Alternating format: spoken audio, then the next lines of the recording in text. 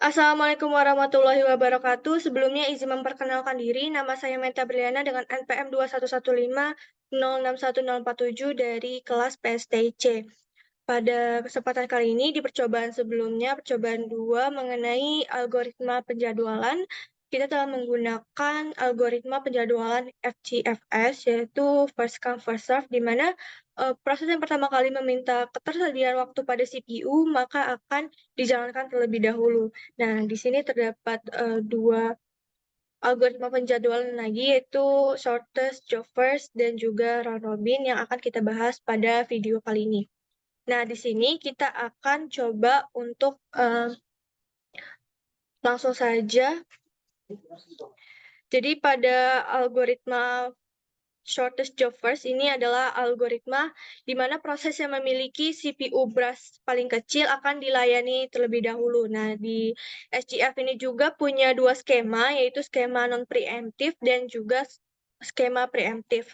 Nah, langsung saja kita coba. Di sini kita menggunakan source code yang ada pada modul. Kita copy. Kita akan masuk ke compilernya, kita masukkan source code-nya. Di sini kita coba ganti namanya jadi program 1. Nah, langsung saja kita compile. Nah, di sini kita bisa melihat progres dari compilernya dan akan menampilkan output di sini. Nah, selanjutnya kita load in memory. Nah, di sini sudah masuk, kita bisa cek di OS simulatornya. Di sini program 1 sudah masuk ke program list. Kemudian selanjutnya kita coba untuk buat program 1 lagi.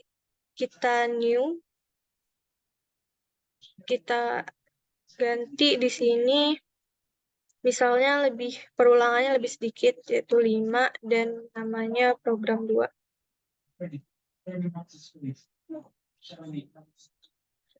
Nah, di sini langsung saja kita compile. Dan outputnya akan muncul di sini. Kemudian kita load in memory lagi. Setelah itu kita masuk ke OS simulator. Di sini sudah ada program list, program yang pertama dan yang kedua. Nah, sekarang kita akan coba menggunakan SGF. Kita create new process ya. Ini kita ganti CPU speed paling tinggi dulu. Kita create new process, kita coba program yang kedua. Kita masukkan program yang pertama. Dan juga yang kedua lagi.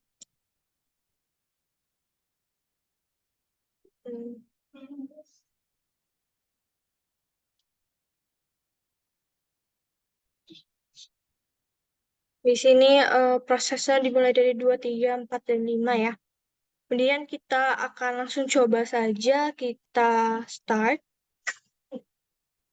Nah, kita views di sini, kita lihat prosesnya. Jadi dia menjalankan proses yang kedua terlebih dahulu. Yaitu proses program pertama, di mana program pertama ini masuk ke running proses terlebih dahulu, kemudian program yang selanjutnya, ini yang ketiga. Yang ketiga ini sedang dijalankan. Nah, ini yang keempat. Kita bisa view log ya. Jadi di sini program yang pertama itu memiliki burst time-nya itu 95.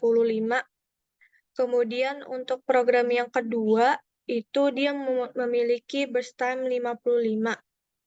Nah, ini proses selanjutnya juga 95 dan 55. Nah, kenapa di sini untuk mengetahui burst time-nya, jadi kita harus menjalankan si prosesnya terlebih dahulu untuk mengetahui berapa burst time dari setiap program yang ada. Nah, kemudian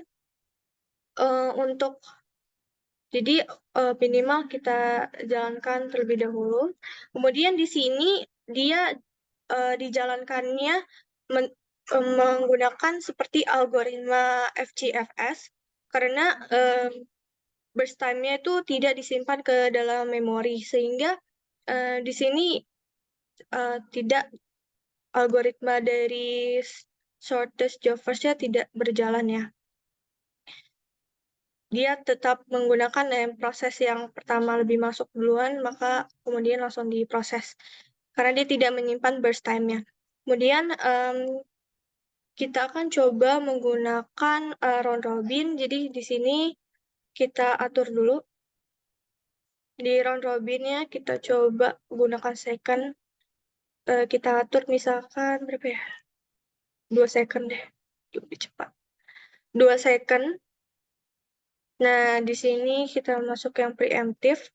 Kita coba untuk buat sebuah proses. Program pertama, program kedua.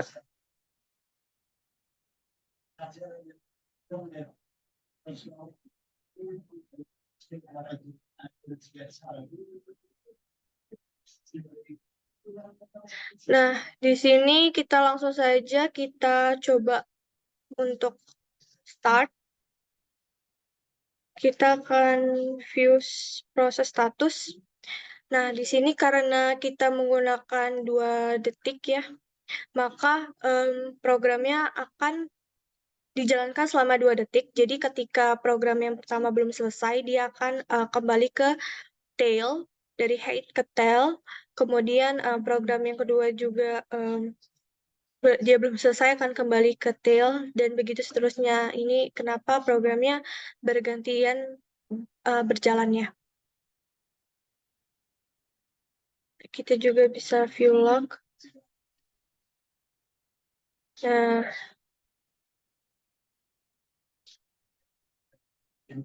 ini masih berjalan programnya.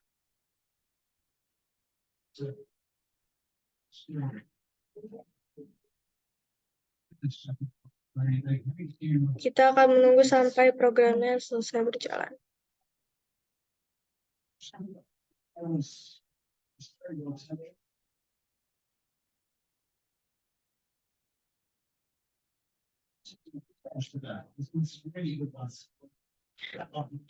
Nah, ini sudah program yang pertama sudah selesai dijalankan.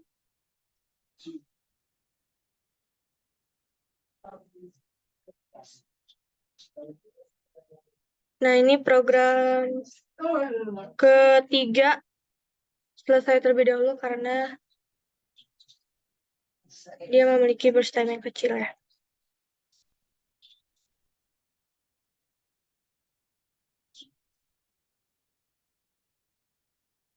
Nah, ini sisa 2 proses lagi yang sedang dijalankan. Dia tetap berganti-gantian sampai si prosesnya selesai karena kita menggunakan 2 detik.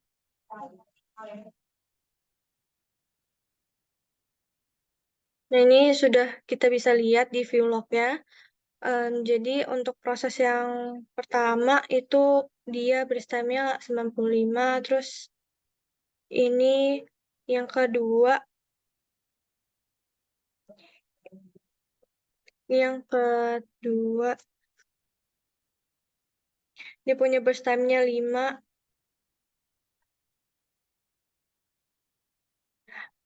Ini sudah selesai, kita bisa lihat view proses statusnya. Nah, ini di proses yang kedua dan juga keempat, dia memerlukan waiting time-nya sebanyak 4 detik, dan juga ketiga dan kelima itu perlu 6 detik. Jadi dia akan berjalan, prosesnya berjalan secara bergantian karena dibatasi waktu 2 detik. Jadi mungkin itu saja yang dapat saya sampaikan, kurang lebihnya saya mohon maaf. Saya akhiri, wassalamualaikum warahmatullahi wabarakatuh.